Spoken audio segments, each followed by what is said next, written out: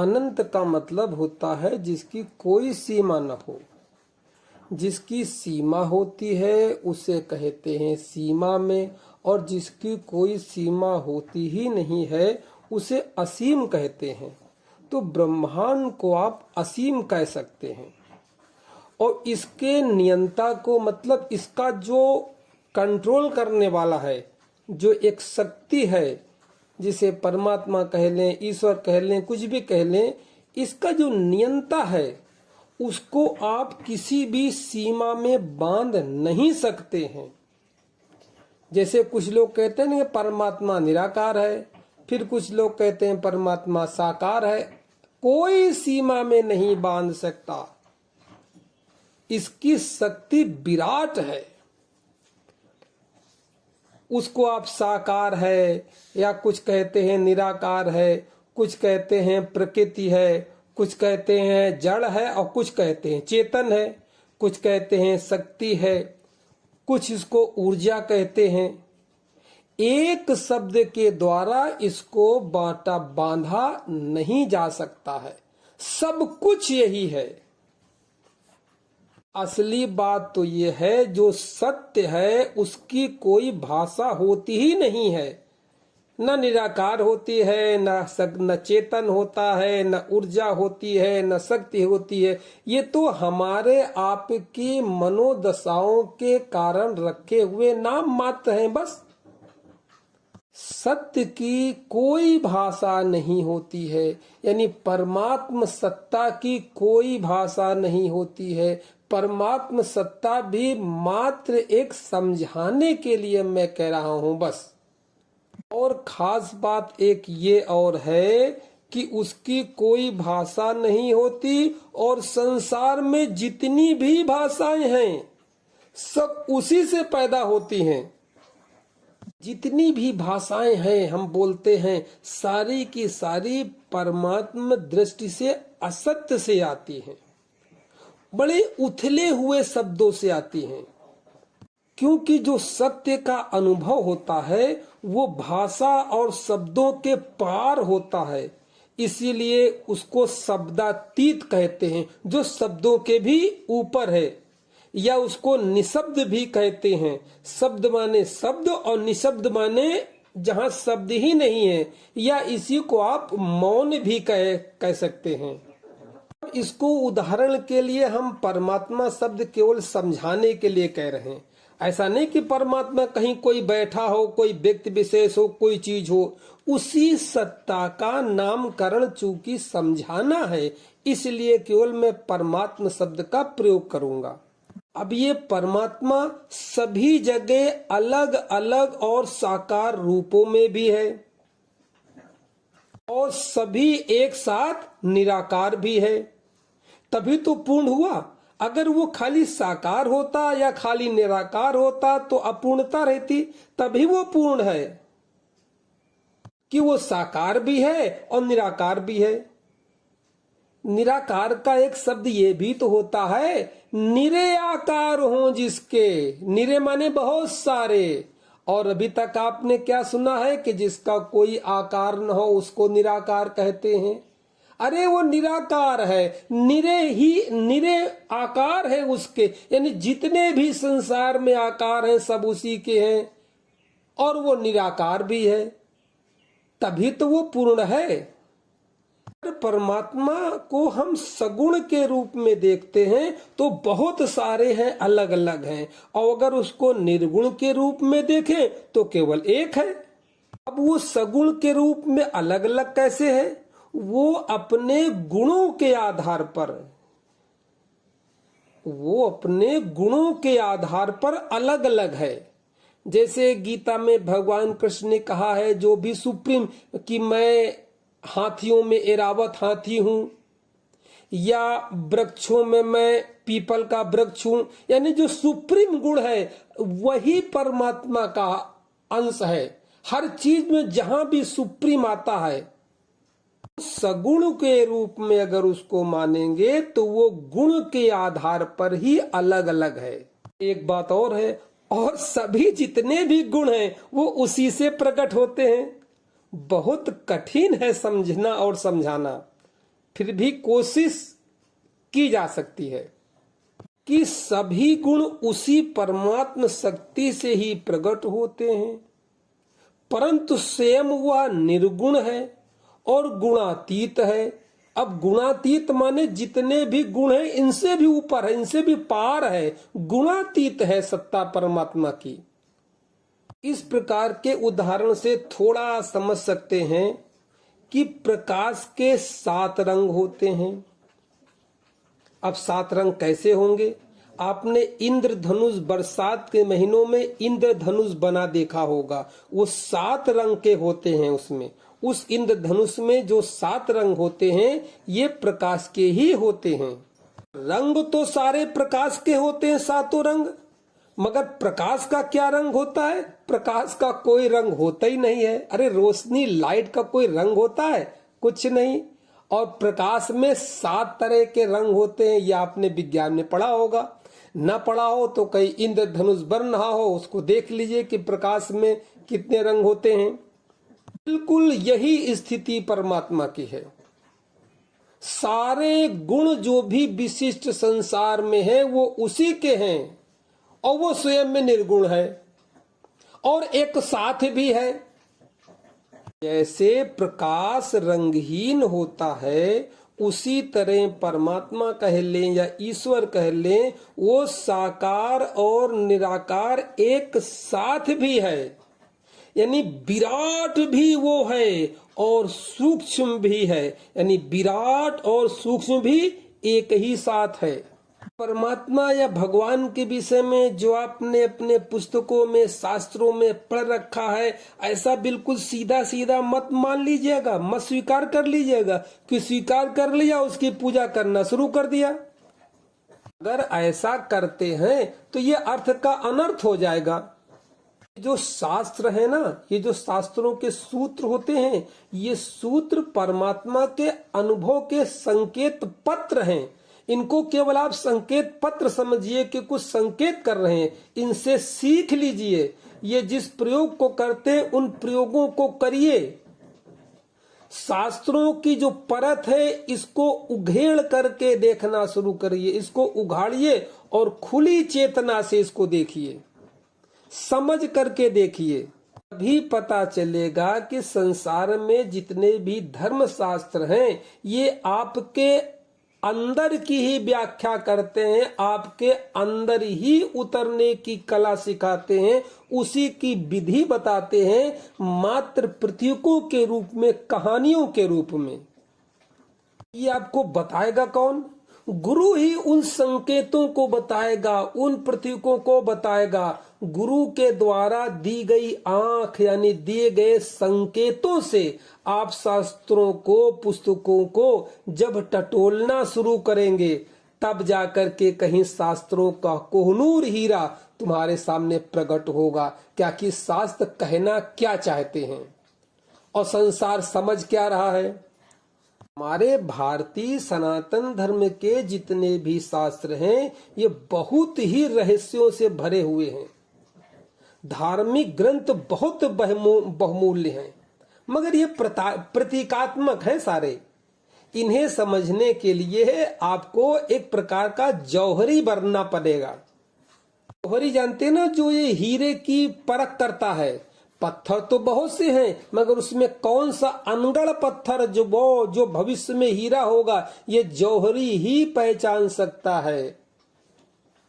आपको भी धर्म का जौहरी बनना पड़ेगा, तब जाकर के धर्म शास्त्रों का अर्थ निकाल पाएंगे। वरना जिंदगी भर देवी देवताओं की पूजा, तीर्थ यात्रा, अमरनाथ, वैष्णो देवी और आपका मथुरा, वृंदावन, काशी, ये मात्र भ्रमण करते रहेंगे, केवल एक ये मनोरंजन की दृष्टि से। यहाँ से कुछ सार निकलने वाला नहीं है। यहीं पर अगर आप इन तीर्थ स्थानों पर जाकर के किसी योग्य गुरु के पास बैठेंगे, उसका रहस्य जानने का प्रयास करेंगे, तब तो कुछ उसके प्रति खुल सकते हैं। इसीलिए मैं कहता हूं जौहरी बनो और परमात्मा की कोई व्याख्या मत करो कि कैसा है, क्यों है, कहाँ से आया, कब पैदा हुआ, उसकी व्याख्या मत करो। वह मतलब कहते हैं ना अव्याख्य, जिसकी कोई व्याख्या हो ही नहीं सकती है, इस प्रकार का परमात्मा है। वह किसी भी रूप में हो, अब वह किसी भी रूप में अगर तुमको होगा तो तुमको आह्लादित कर देगा, आनंदित कर देगा।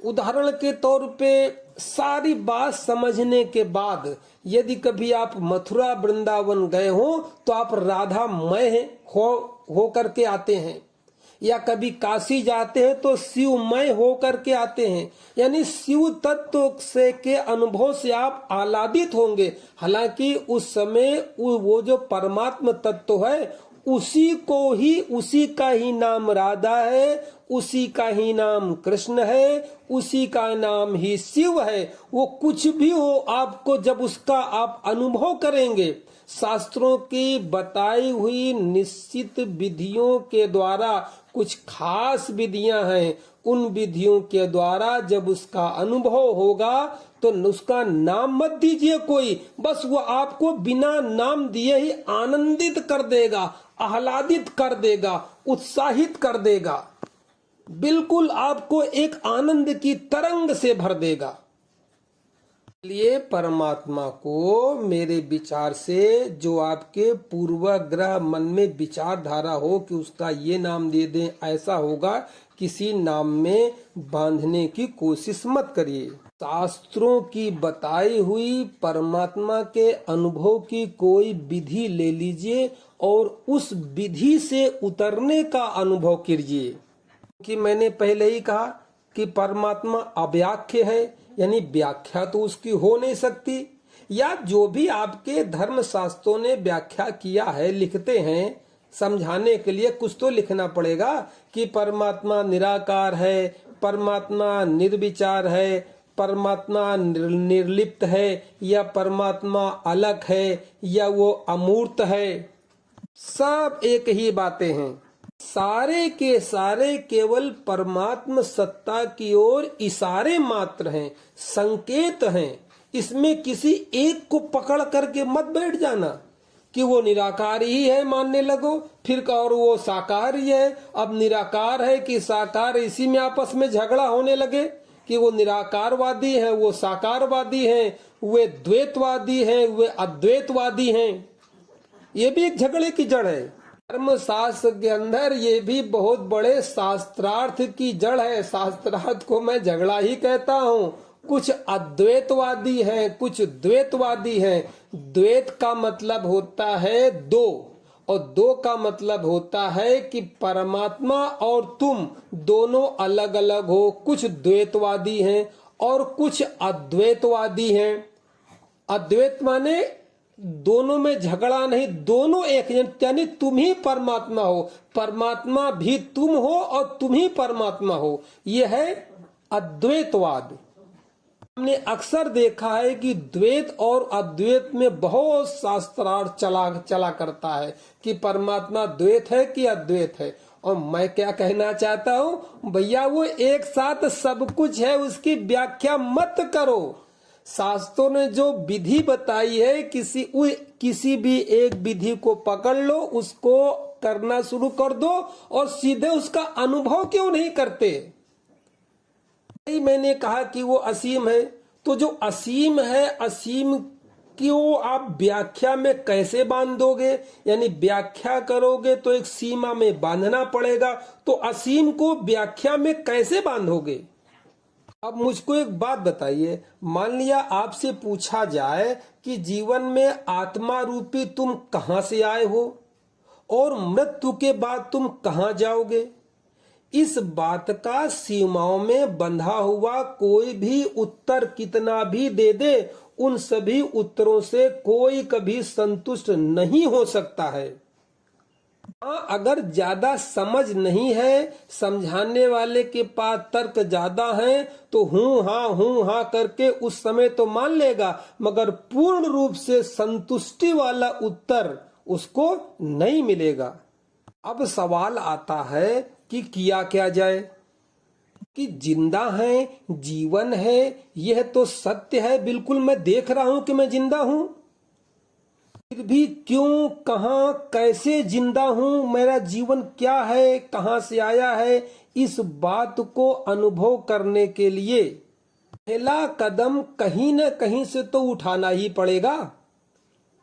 सीधे थोड़ी समझ जाएंगे एकदम बिल्कुल जेड वाली बात। अरे पहले ABCD से तो शुरू करेंगे, तो कहीं तो ए आएगा, ककहरा का, कहीं तो का से कबूतर शुरू करेंगे। वो कहीं से भी शुरू करें, आगे चल करके इसी ककहरा से बड़े बड़े शास्त्र बन जाएंगे, वो बात अलग है। मगर शुरू तो करना पड़ेगा बच्चे को का से कबूतर, खा से खरगोश से ही। हालांकि बाद में का से कबूतर का और खा से खरगोश का कोई संबंध, कोई मतलब रहेगा ही नहीं, वो बात आगे की है। तो इसको समझने के लिए हमको पहला कदम उठाना पड़ेगा। वो कौन सा उठाएं? इसमें भी बहुत ज्यादा भ्रांतियां हैं, आपस में झगड़े हैं। पहला कदम कोई भक्त से उठाएगा, कोई योग से उठाएगा, कोई ध्यान से उठाएगा। और एक सुप्रीम चीज है, कोई अष्टावक्र गीता जैसी जो अष्टावक्र हुए, उन्होंने जो अष्टावक्र गीता लिखी है वो सांख्य योग के ऊपर लिखी है। वो परमात्म सत्ता को केवल समझ करके अनुभव किया जा सकता है, वो बहुत कठिन चीज है।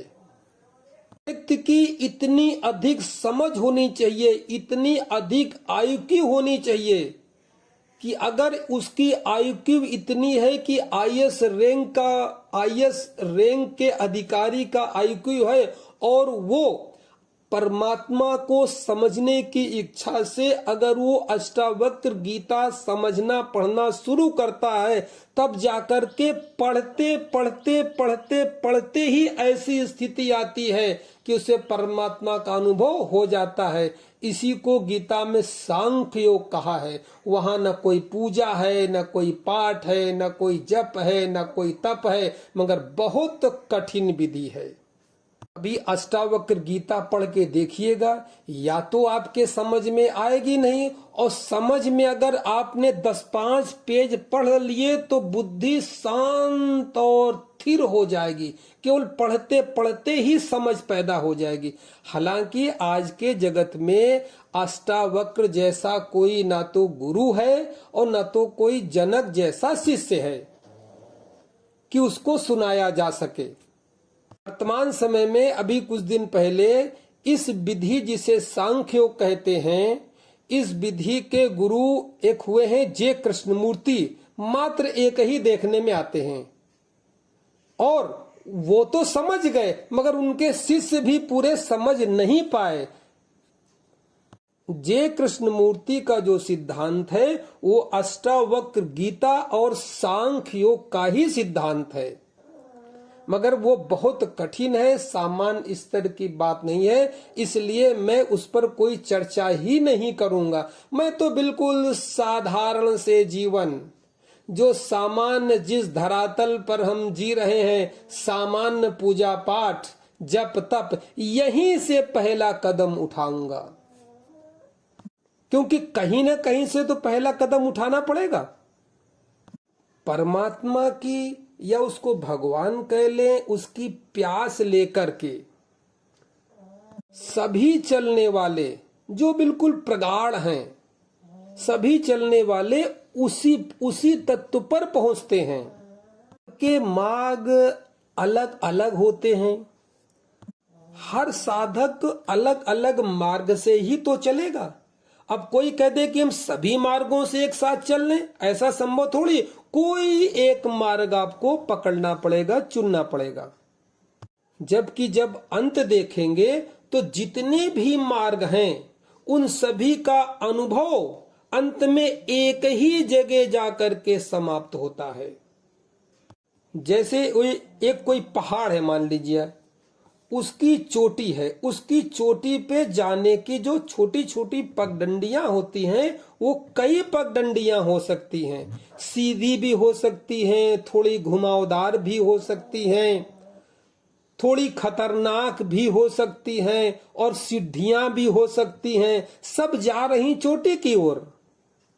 अब चढ़ने वाला अपनी बुद्धि के अनुसार, अपनी क्षमता के अनुसार ही मार्गों को चुनेगा। अब जैसे कोई जवान व्यक्ति है तो वो रोमांचकारी, पथरीला हो, ढालू हो, कठिन मार्ग हो, उसको चुनेगा। कोई बूढ़ा व्यक्ति है, वृद्ध है, तो वो सरल सीधा मार्ग चुनेगा।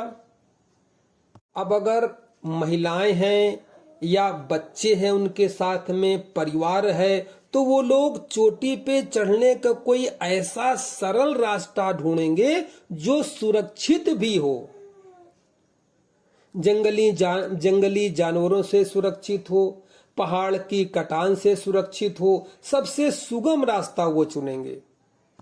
और यहीं पर यदि कोई हठी व्यक्ति है, अहंकारी व्यक्ति है, तब तो वो चोटी में जाने का जो मार्ग चुनेगा बहुत दुर्गम और कठिन मार्ग चुनेगा। ऐसा मार्ग चुनेगा जिसमें खाई भी पार करनी पड़ती हो, झरने आते हो, झरना भी पार करना पड़ता हो।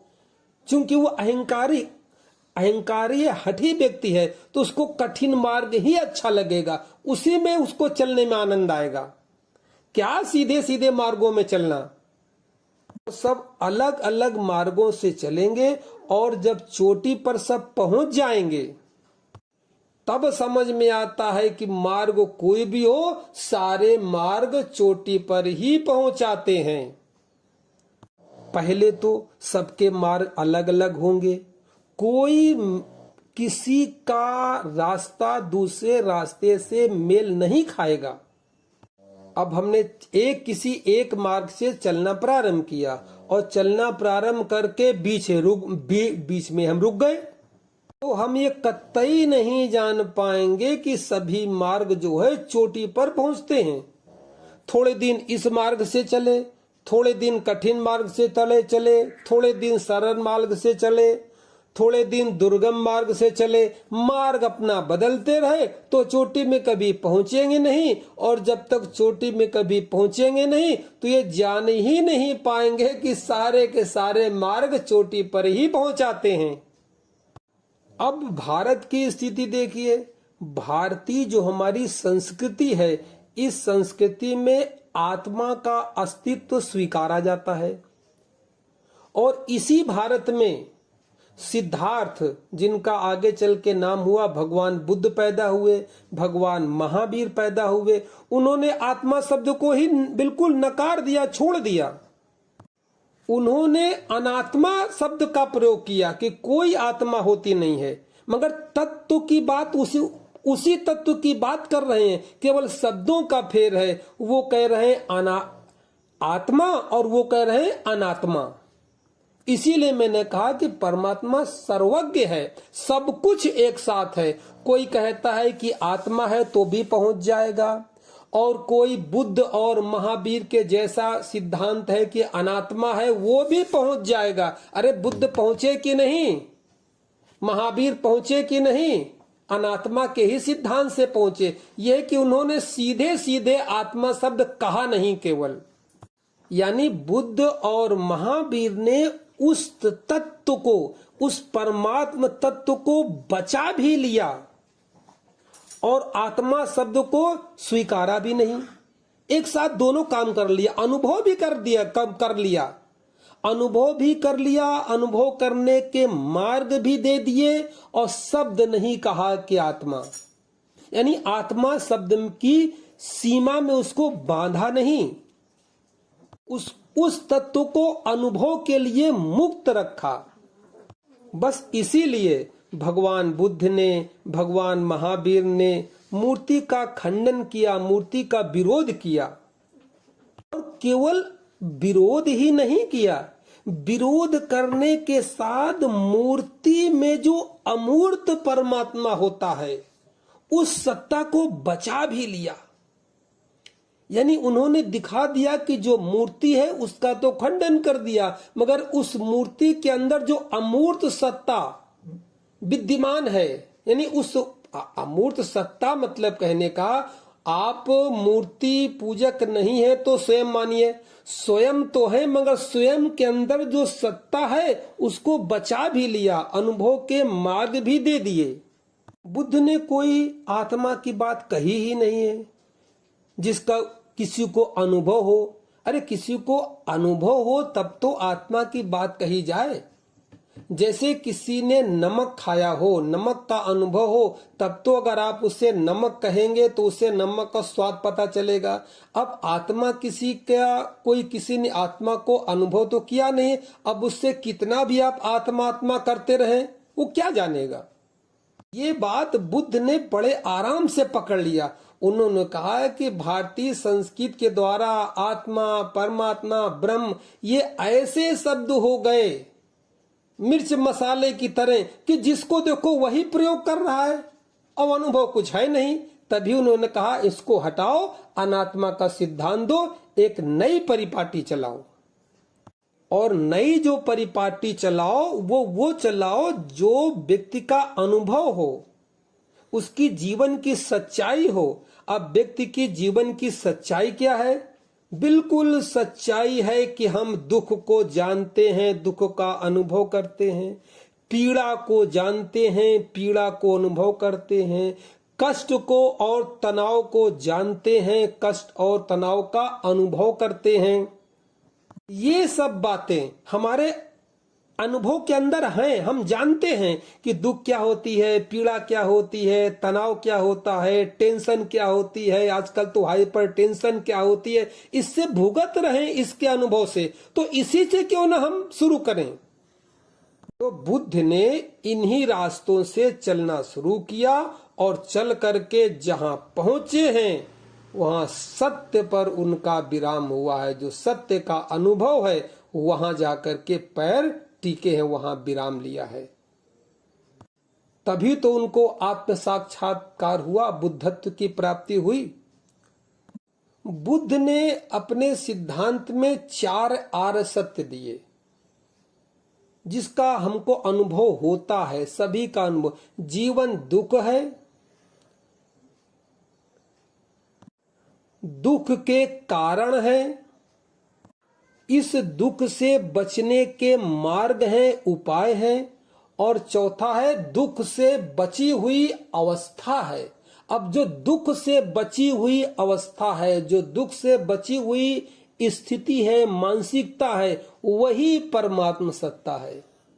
यानी आत्मा का नाम भी नहीं लिया और अनुभव में वही पकड़ा लिया। इसलिए मैं फिर कहता हूं, मार्ग कोई भी हो, जब मंजिल पर पहुंचते हैं तो सबको एक ही अनुभव होता है। मगर कौन सा मार्ग चुना जाए जो आपके लिए है, जहां जिस जमीनी स्थिति पर आप खड़े हैं, आपके लिए कौन सा मार्ग सुगम होगा, केवल मैं उसी एक मार्ग की चर्चा करूंगा। और जिस मार्ग की मैं चर्चा करूंगा, आप देखेंगे आगे चल करके कि जितने भी ग्रंथ हैं, जितने भी संत पुरुष, साधु पुरुष हुए हैं, सबकी उसमें मोहर लगेगी। मैं शास्त्रों के और गुरुओं के प्रमाण के साथ एक विधि प्रस्तुत करूंगा और वो विधि सर्वमान्य होगी।